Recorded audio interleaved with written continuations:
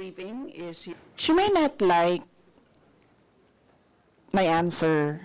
She may not like how I answer. She may not like the content of my answer. But I am answering. Ganyan ipinaliwanag ng Vice Presidente kung bakit iisang tugon niya sa minsang pag-usisa ng Kamara sa bahagi ng kanyang confidential fund noong 2022. I will leave it to the House of Representatives to decide on the proposal.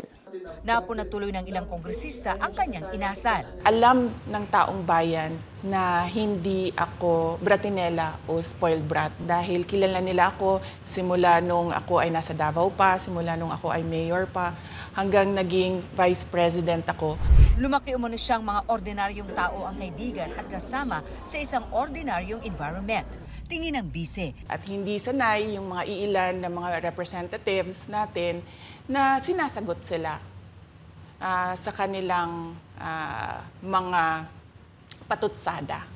Kaya sa tingin ko, isa din itong parang atake din nila na parang, oh, bratinela yan. Kahit na sumagot naman ako, hindi nga lang sa gusto nila. Sanay rin umano siyang sumagot sa mga tanong tulad sa mga media ambush interviews.